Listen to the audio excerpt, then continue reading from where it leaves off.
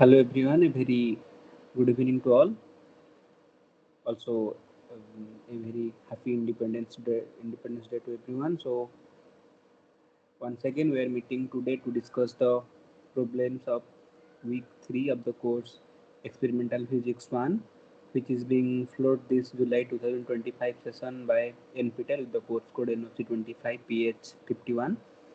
Again, myself, Vivekananda Naik, I am a PhD research scholar in the Department of Energy Science and Engineering, IIT Delhi. So, today we'll be solving a few problems based on the week's lecture lecture contents.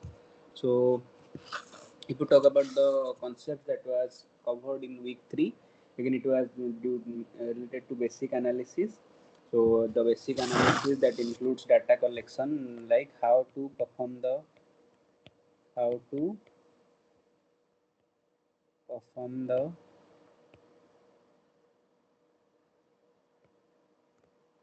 measurements to collect the data. We have to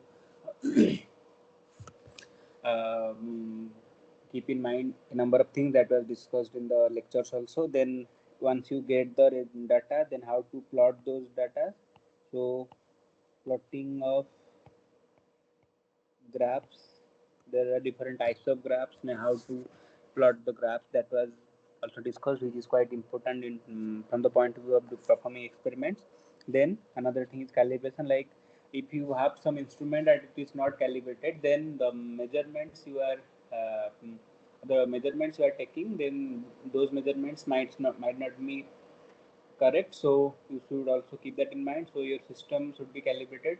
For example, we discussed about various measuring instruments, but if those measuring instruments they have error and they have not gone through proper calibration technique, then the results you are getting will be different.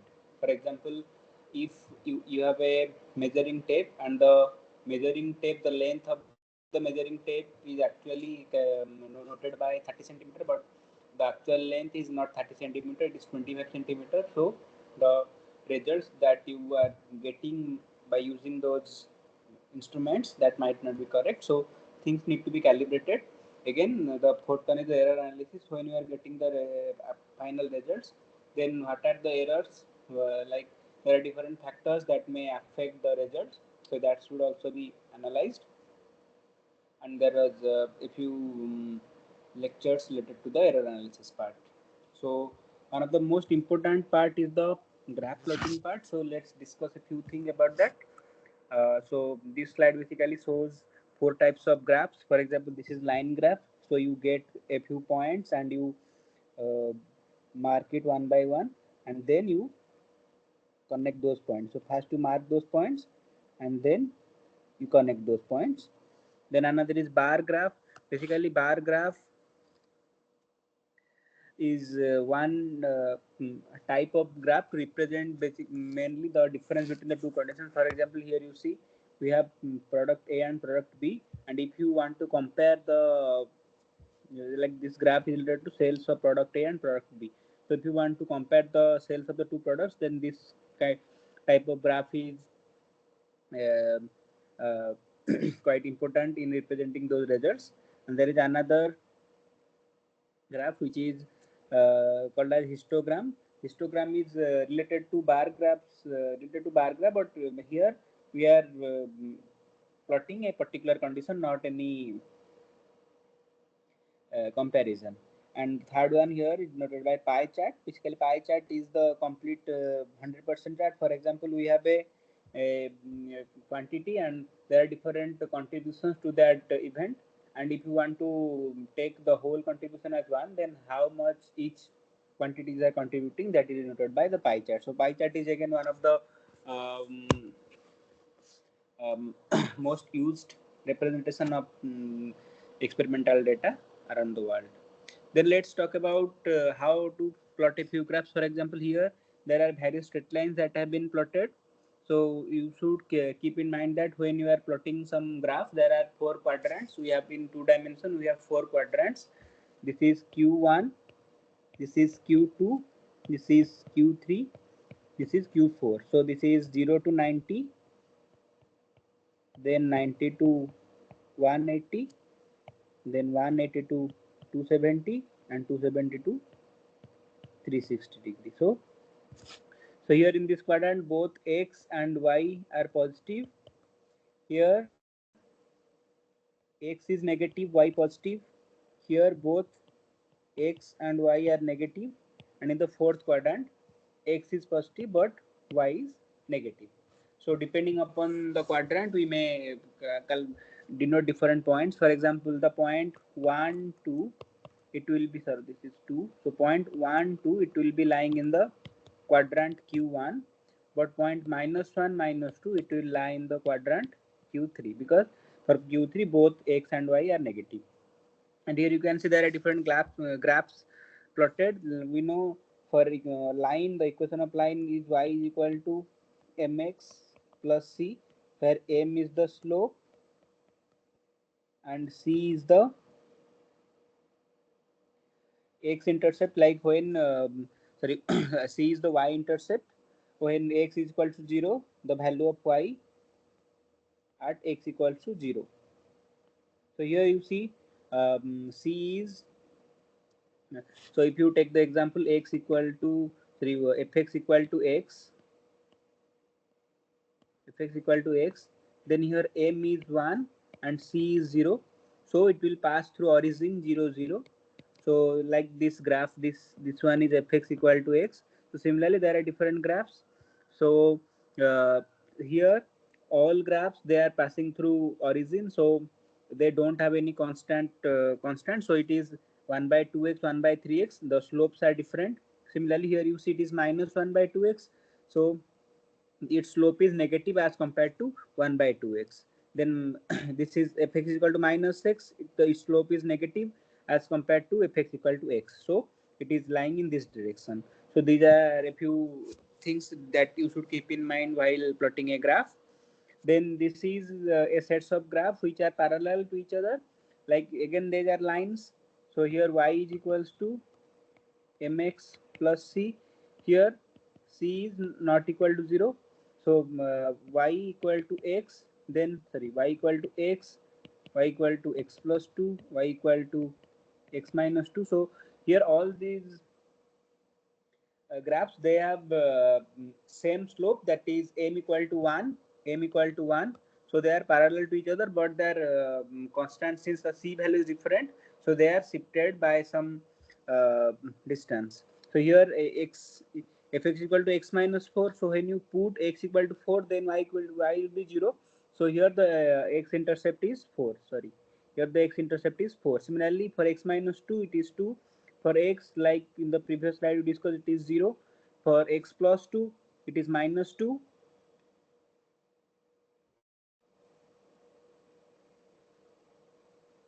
This point. And for x plus 4 it is -4. So at x equals to -4, y 0. So this is x equal to -4, y 0. So this is the point -4 0. This is the point 4 0. So depending upon the intercepts also you can plot the graphs and you can shift the graphs. So these were a few things related to the concept of graph plotting. Now let's solve a few problems that are related to the course contents. So we are discussing some electrical components and all, like resistance, capacitance, inductance and all. So let's solve a few problems related to those concepts. So question number 1, it says the capacity of a parallel plate capacitor is C. Its capacity when the separation between the plate is halved will be, options are option A 4C, option B 2C, option C C by 2, or option D C by 4. So here it is a question related to capacitor and we are talking about parallel plate capacitor. So we have a parallel plate capacitor here and the capacitance is C. So one is grounded. So its capacity when the separation between the two plate is halved. So this is two plate. So this is plate A and plate B and the separation is D. So the question is, when the separation between the two plate is halved, then what will be the new capacitance? So when D is changed to D by 2, then what will be the value of C. So we need to find out the value of the new capacitance. So I'll give you a few minutes to think about this question, and then we will discuss what will be the correct answer.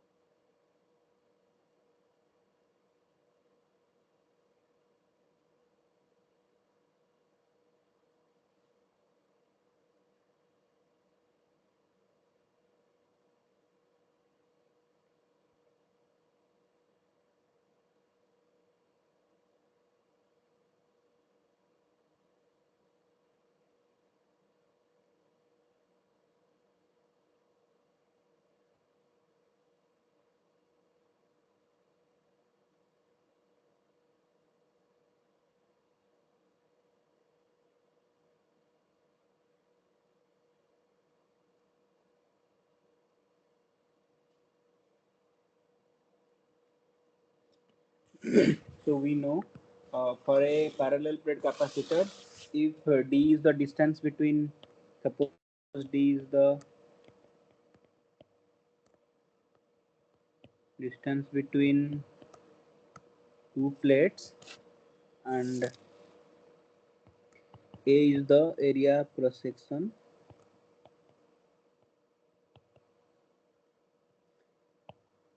then the uh, capacitance is given by epsilon A by D,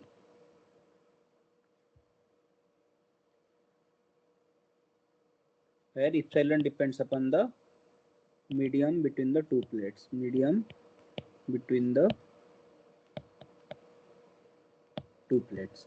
So now here the question says, what is the capacity of the what will be the capacity when the separation between the two plate is halved. So if we see the formula, C is inversely proportional to D.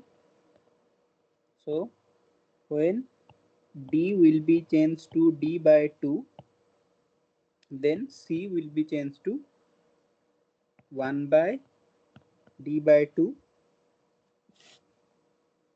sorry, 1 by D by 2, so it is 2C.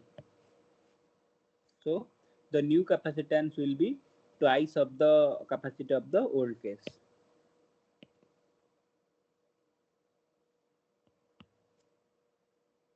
So here the correct option is option B, that is 2C.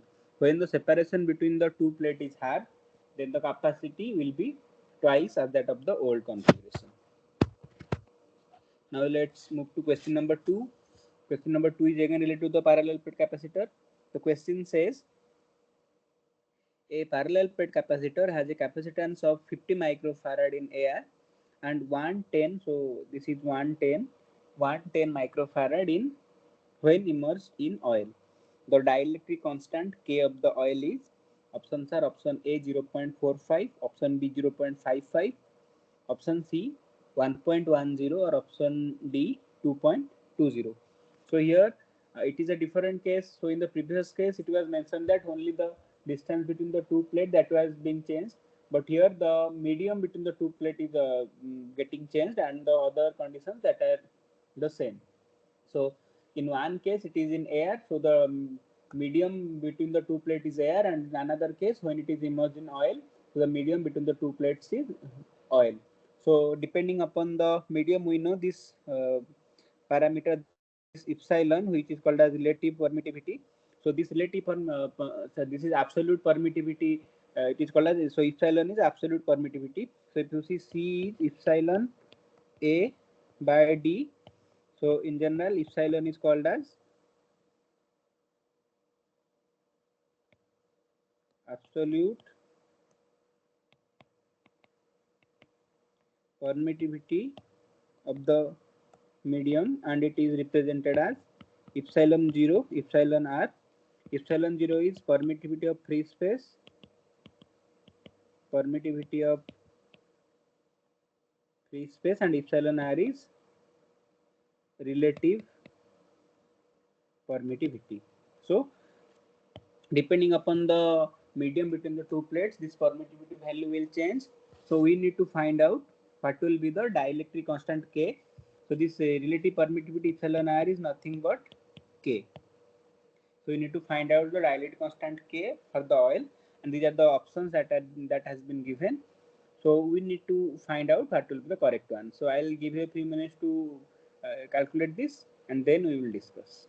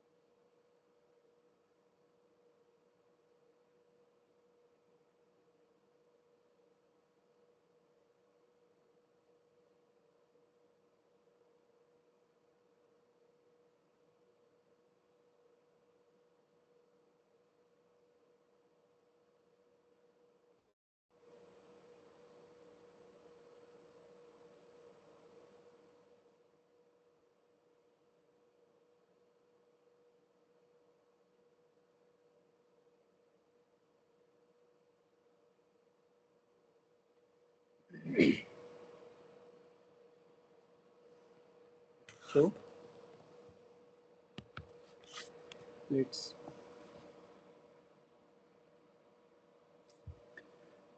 discuss the problem. So in case 1, when it is in air, C air is given as 50 microfarad, and what is the formula? C is epsilon A by D. So A is fixed, D is fixed, and we know epsilon is epsilon 0, epsilon r, and we need to find out the value of epsilon r, that is K, which is the dielectric constant. So here it is epsilon 0, epsilon r, A by D. Epsilon r is 1 for air, and C oil, it is 110 microfarad, and ER is equals to K for oil. So in order to find the value of K, let's, so C air by C oil is equals to 50 microfarad divided by 110 microfarad, which is equals to epsilon 0, epsilon r, A by D, epsilon 0, epsilon r, A by D oil. So this A by D gets cancelled out. So epsilon 0 also gets cancelled out. So epsilon r for air divided by epsilon r for oil. So for air we know epsilon r is 1 for air, and for oil it is K. So 50 by 110 is 1 by K. So K is 110 by 50, that is 2.2. So the correct answer is option D, 2.2. So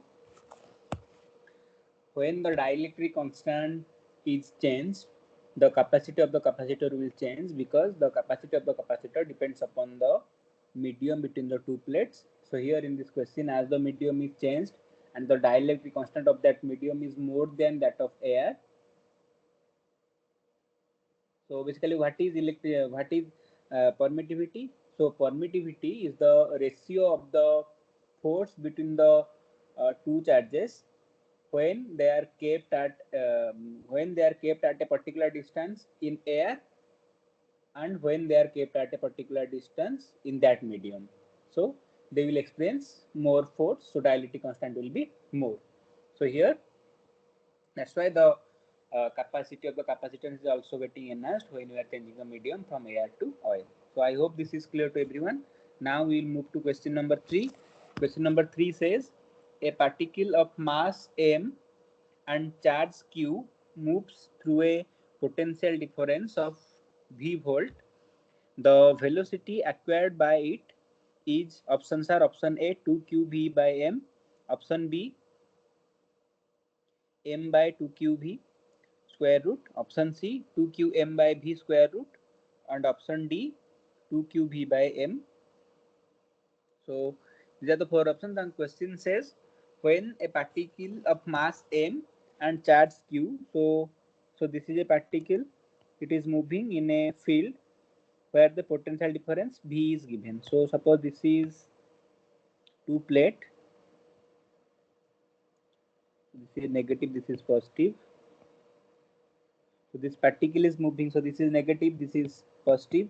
This particle is moving from negative terminal to positive terminal, that means the particle should have negative charge. So but here let's not discuss about the charge or direction, we only have the value of the voltage. So this is v, so the mass of the particle is m and charge is q. And here we need to find out what will be the velocity acquired by the particle. So when it is accelerated through a region of potential difference v, then if its mass is m and charge is q, then what will be the velocity of that particle acquired in that region of potential difference. So I will give you a few minutes to try and find out the correct answer, and then we will discuss what will be the correct answer.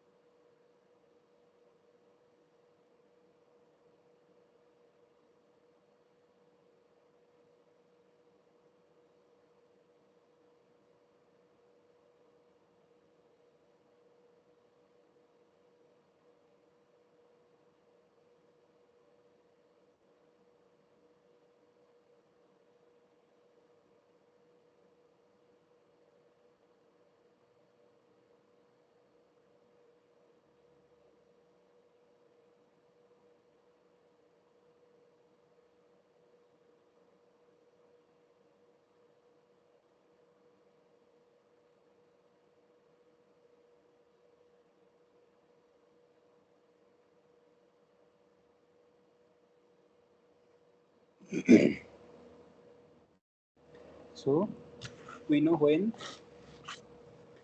the charge particle is placed inside a region when there is some potential difference is applied, so it will experience some force and it will gain some energy.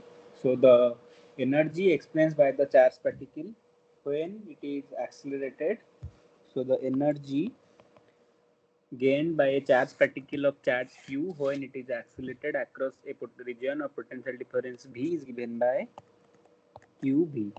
So this is the energy. Now this energy can be related with the kinetic energy of that particle. So this kinetic energy of the particle is half mv square. So equating the two, half mv square is equals to q v. So it is capital V. So mv square is 2qv, v square is 2qv by m, and v is 2qv by m square root. So the velocity gained by the particle when it is uh, accelerated in a region of potential difference v is 2q v by m. So here it can also there are a few relations that we can derive. So v is inversely proportional to mass root of the mass of the particle, v is directly proportional to charge of the particle, and v is directly proportional to the region of potential difference. So when a particle is having larger mass, it will move at a smaller speed, and when a particle has more charge, it will be moving at larger speed. And when the potential difference is more, it will obviously experience more force, and again it will move at a greater speed. So this is the correct answer.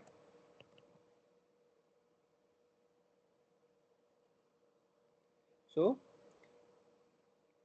the correct answer will be 2q v by m. So here this is capital V. So all these options it will be capital V. So this 2q v by m. The correct option is option A. I hope this is clear to everyone. Now we move to question number 4. Question number 4 says a current of 10 ampere is flowing in a wire of length 1.5 meter. A force of 15 Newton acts on it when it is placed in a uniform magnetic field of 2 Tesla. The angle between the direction of the magnetic field and the direction of the current is, options are option A 30 degrees, option B 45 degrees, option C 60 degrees, and option D 75 degrees. So here we have a wire that is carrying current 10 ampere, and it is placed, and the length of the wire is 1.5 meter. So when it is placed in a magnetic field of strength 2 Tesla, it experiences a force of 15 Newton. Now we need to find out what is the angle between the direction of magnetic field and direction of the current. So these are the four options that has been given. So I'll give you a few minutes to think about this question and solve it, and then we will discuss.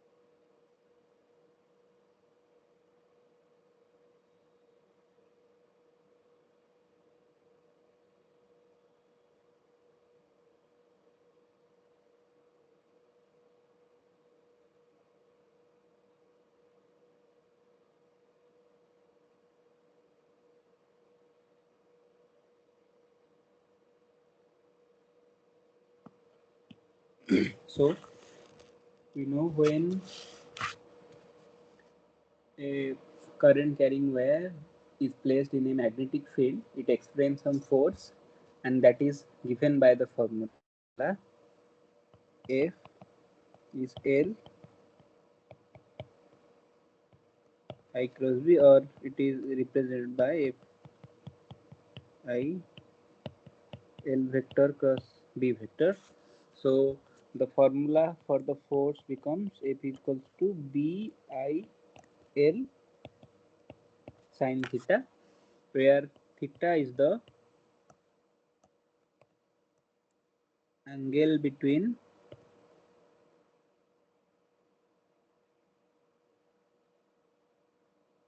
I and B, that is the direction of current and the direction of magnetic field. So here, so sin theta will be F by B I L. So F is given here as 15 Newton, B is 2 Tesla, current is 10 ampere, and L is 1.5 meters. So now it becomes a bit straightforward. We just need to put the values. So sin theta is 15 divided by 2 into 1.5 into 10. So it is 15 divided by 20 into 1.5, 30. So it is 1 by 2. So sin theta is equals to 1 by 2. Sin theta is sin 30 degrees. Theta is 30 degrees. So the correct answer is option A, 30 degrees. So the angle between the direction of the magnetic field and direction of the current is 30 degree. That's why it is experiencing a force of 15 Newton when it is placed in a magnetic field region of 2 Tesla. Now question number 5. Question number 5 says, pick out the one whose motion cannot be deflected by a magnetic field. Options are option A, proton, option B, electron, option C, neutron, and option D, alpha particle. So these are the 4 particles that has been given, and we need to find out for which particle the direction of the motion will not be affected by the magnetic field. That is, it cannot be deflected means its direction of motion can be affected, or it will experience no force when it is moving in a magnetic field. So we need to think about the factors that affects the force it experiences in a magnetic field, and we will find the correct one, that is for which particle the motion can be deflected. So these are the 4 options. I'll give you a few minutes to calculate the correct one, and then we will discuss.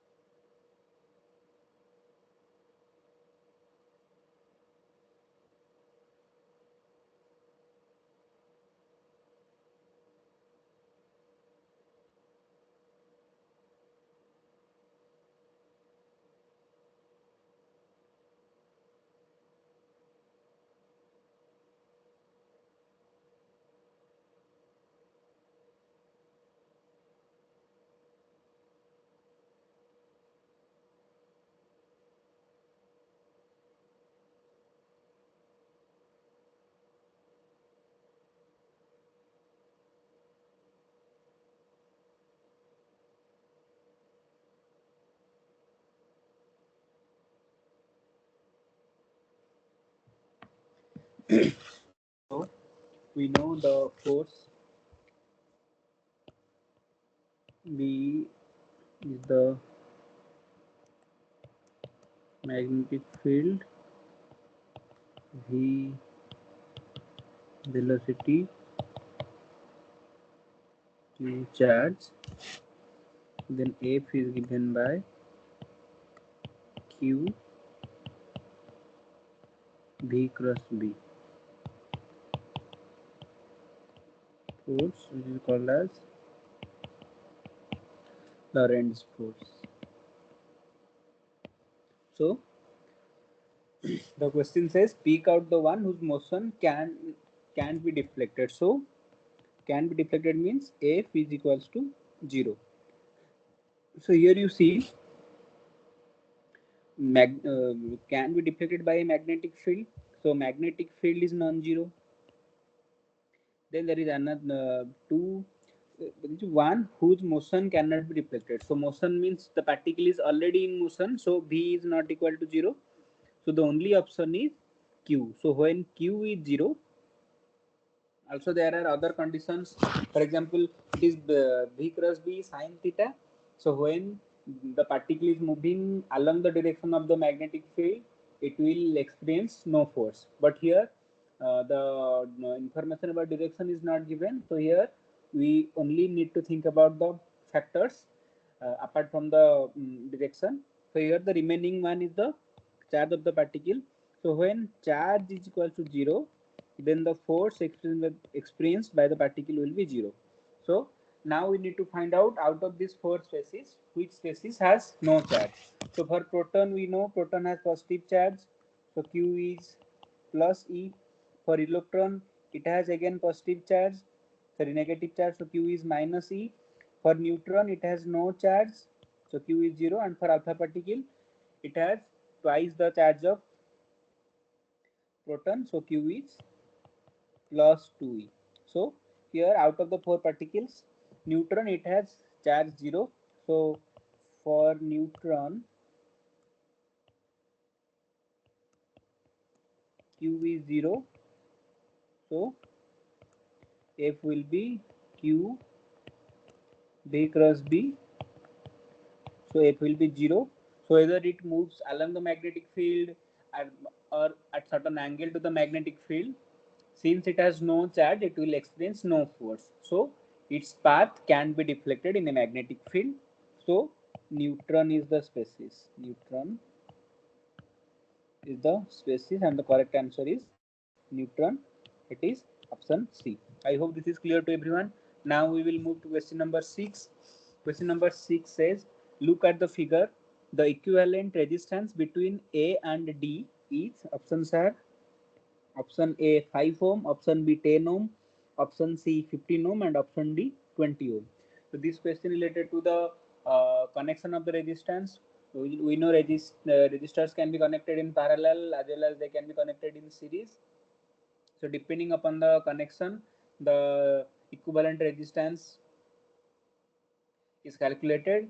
So when resistance, so when they are connected in series, suppose there are two resistors, they are connected in series. So the equivalent resistance becomes R1 plus R2. Suppose there are two resistors, R1 and R2. So when they are connected in series, the equivalent resistance becomes R1 plus R2.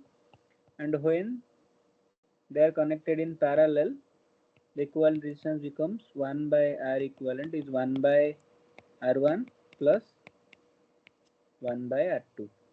So these are the two type of connection that we can make. So depending upon these two formulas or two rules, we need to find out what will be the equivalent resistance between A and D. So here the question is between A and D. So we need to find out the equivalent resistance between A and D depending upon the connection that has been given in this figure. So these are the four options. So I'll give you a few minutes to calculate the equivalent resistance between A and D, and then we will discuss which one will be the correct answer.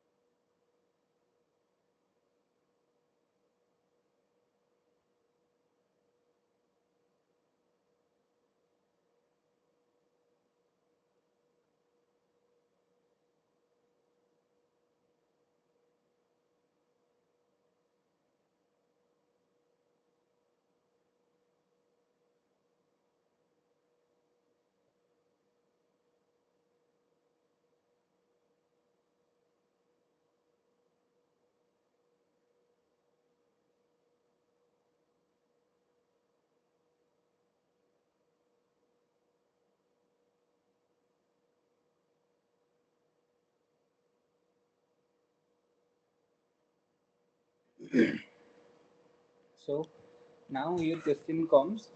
So whether the resistance between the two terminals, whether they are in series or they are in parallel, how we will find out. So for series connection, the condition is,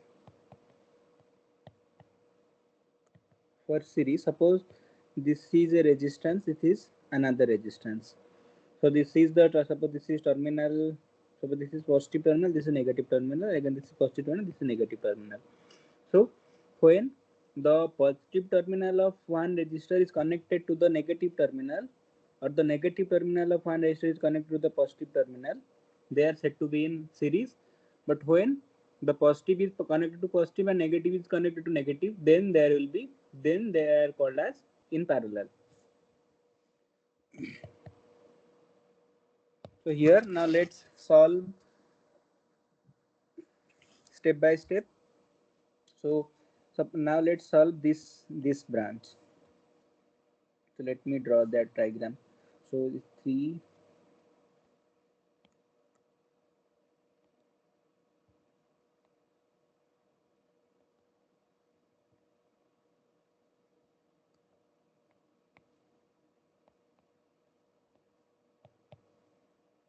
3, 7, 5, 10, 10.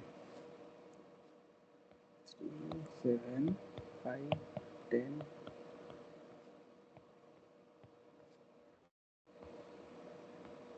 So now if you see this branch, so this is,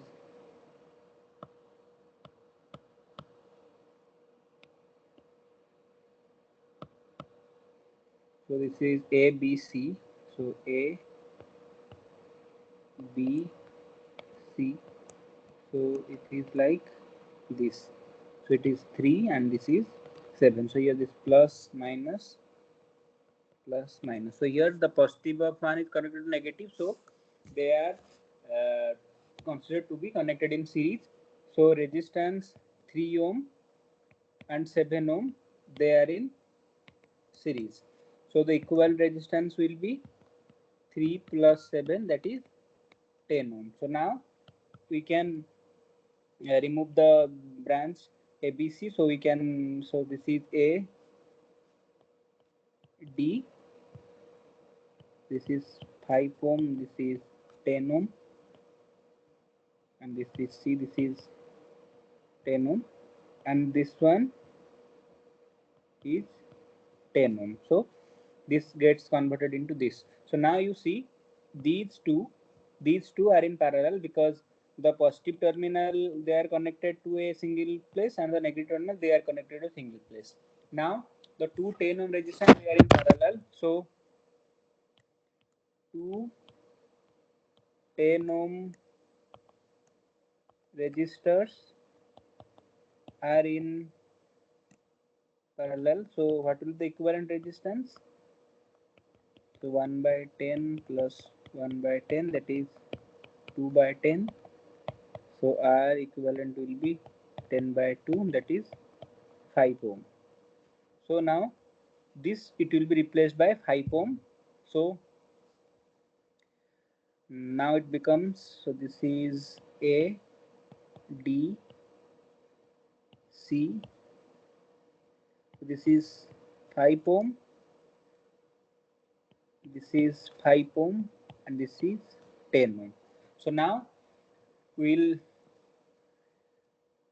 solve this branch. So 5 ohm, they are connected in series. So 5 ohm and 5 ohm are in series. Let me add another slide.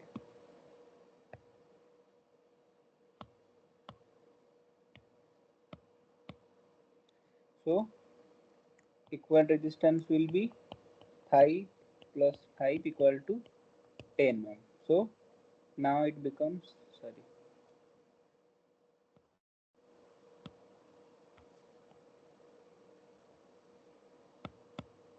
so now it becomes,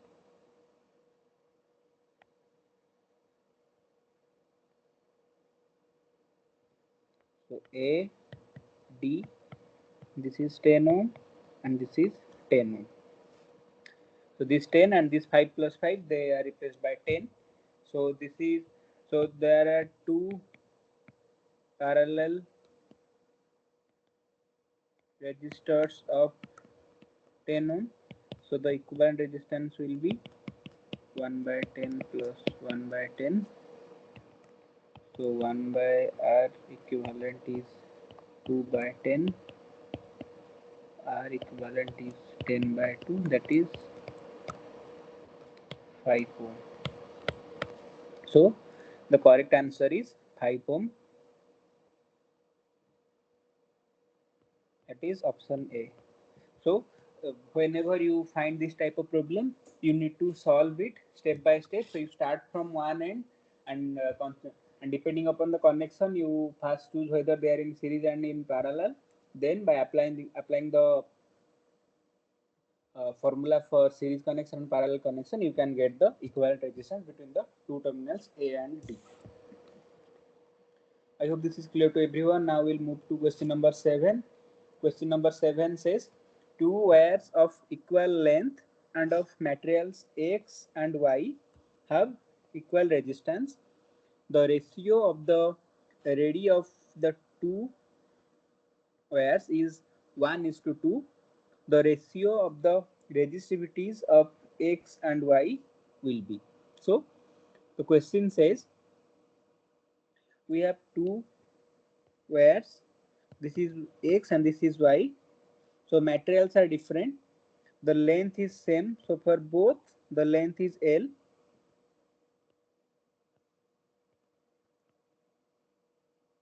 but the radius is different. So for X, suppose the radius is R, for Y the radius is 2R, because it is given in the question that the radii are of the two wires are in the ratio 1 is to 2.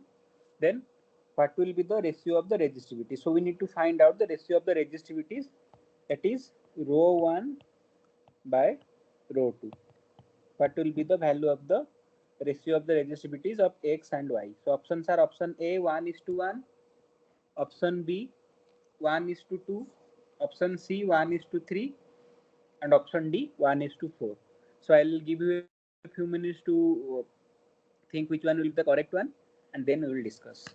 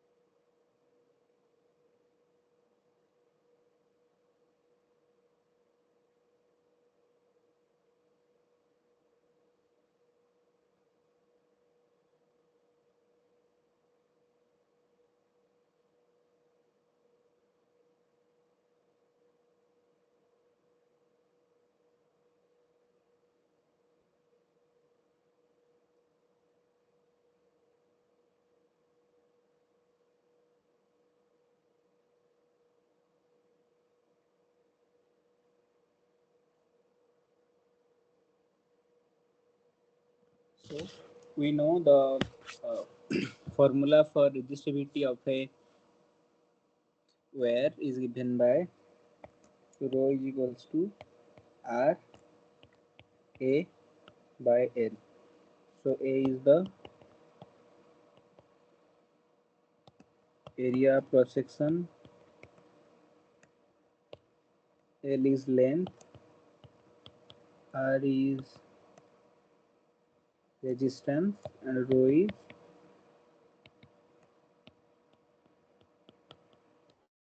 resistivity. So, but here the question has the information about the radius. So the radius of the two wires, they are in ratio 1:2. So we know A is given as pi r square. So rho is directly proportional to r square. So r1 by r2, they are in the ratio 1:2. So similarly, rho 1 by rho 2, they will be the ratio of r1 by r2 square. So this will be r square by 2r square. So r square by 4r square. So rho 1 by rho 2 is 1 by 4, or rho 1 by rho 2, they are in the ratio 1:4. So the correct answer is option D, 1:4. So when the ratio of the radius of the two wires are in 1:2, so the ratio of the resistivity will be 1:4. I hope this is clear to everyone, because the resistivity is direct proportional to the square of the radius. So since the radius has the ratio 1 by 2, it will be 1 by 2 square, that is 1 by 4. I hope this is clear to everyone. Now we'll move to question number 8. Question number 8 says a proton, deuteron, and an alpha particle are accelerated from rest to same accelerating potential. The velocity acquired by them will be in the ratio. So these are the options. Option A, 1:1:2. Option B, 1:1 is to √2. Option C, √2 is to 1:1. And option D, 1:1:1. So if you remember, at the beginning of the interaction session, we were solving a problem where it was mentioned, if a charge particle of charge q mass m and it is accelerated across a potential difference v, what will be the velocity? So depending upon that formula, we will find out the ratios of the velocity for three particles: proton, deuteron, and alpha particle. So we have three particles: one is proton, one is deuteron, and one is alpha particle. So depending upon the charge and mass of these particles, the ratio of their velocity, that will be different. So we need to find out the correct ratio. So I'll give you a few minutes to calculate and decide which one will be the correct one, and then we will discuss.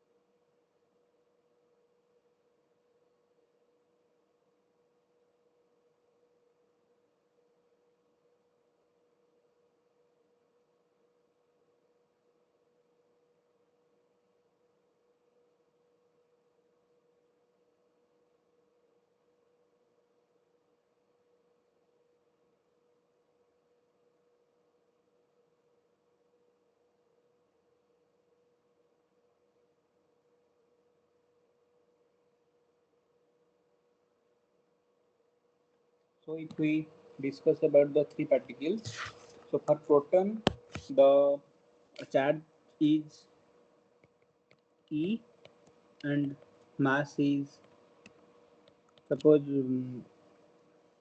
we represent the mass in terms of mu, so it is 1 mu. Suppose let mass is mp, we can say. So for deuterium, again the for deuterium for deuteron for deuteron nucleus, it has one proton and one neutron. So the charge is E, but the mass is twice that of the mass of proton. And again for alpha particle has it is basically helium 24. So it has charge of plus 2 and it has 2 proton and 2 neutron. So charge is 2e and mass is 4 mp. So now let's calculate what will be the velocities of for each particle. So we know the expression for velocity is 2 q v by m root over. So for proton it is 2 into e into v by mp root over. So now here say here in the question it is given they are accelerated from rest to same accelerating potential. So v is same for the three particles.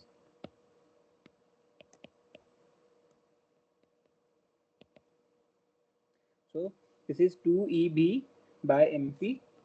So let's write it 2 ev by mp square root. So this is one. Then for deuteron, 2 into charge is E into V, again mass is 2 mp. So if you write it, it will be 1 by root 2 ev by mp root over. So it is 2. Then for alpha particle, 2 into charge is 2e into, again V remains the same and mass is 4 mp. So here this 2 gets cancelled out, but again let's, so here it will be suppose we are writing it, so it will be ev by mp root over. So in order to make it uniform, we can write it 2 ev and again 1 by root 2. So you see for both deuteron and alpha particle, the value of the velocity will be the same. So now the ratio of velocity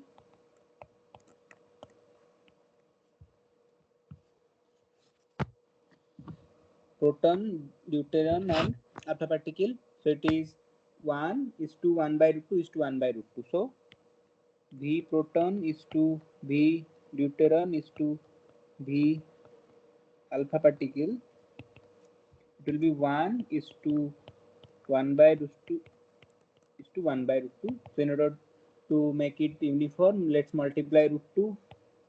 So it will be root 2 is to 1 is to 1.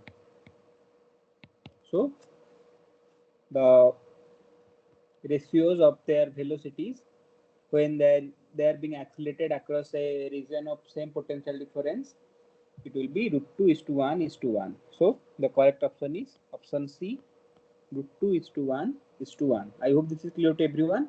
Now this question is again based on the concept of the energy gained by a particle when it moves in a electric field. So the lectures are mainly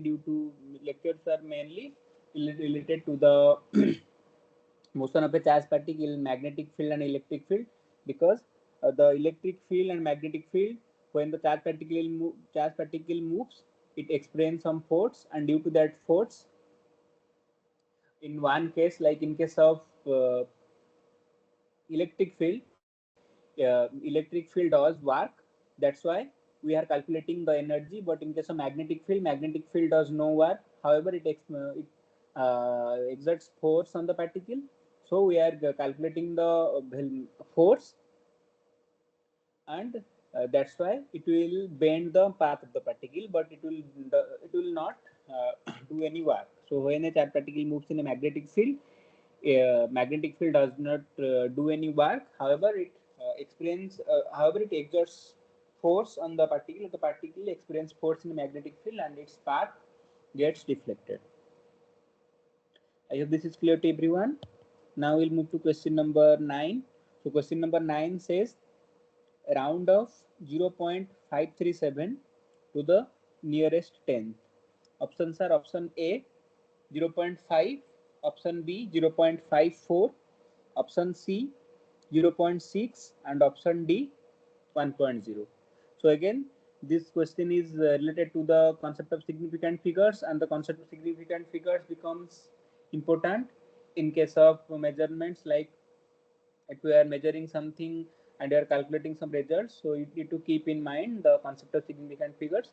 So here we need to round up the 0.537 to the nearest tenth, and these are the four options: 0.5, 0.54, 0.6, and 1.0. So I'll give a few minutes and then we will discuss.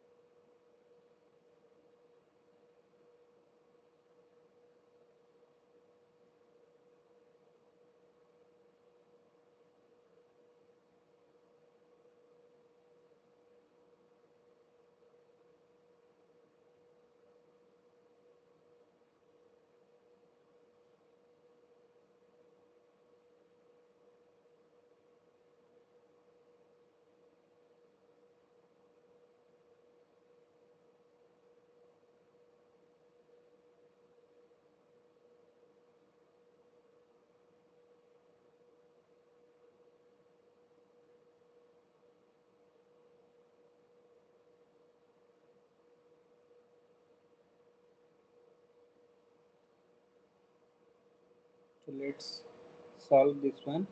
So the question says round up 0.53 to the nearest tenth. So if you so the tenth one, so in 0.537, the tenth digit is 5. So this 5 is the tenth digit. So after 5 it is 3. So that means 3. So next to 5 it is 3. 3 is less than 5. So it will be only 5. So when we reduce 0.537 to nearest tenth, it will be 0.5. So correct answer is option A. Let's move to question number 10. So question number 10 says round 43.2588 to the nearest thousand. Options are option A 43.0, option B 43.26, option C 43.259, and option D 43.268. So from near, so the question says nearest thousand. So it is 43.2588. It is 10, 100, 1000. So the thousands number is 8. So after 8, so after 8 in thousandth place, another 8 is present. So this 8, so this 8 is greater than 5.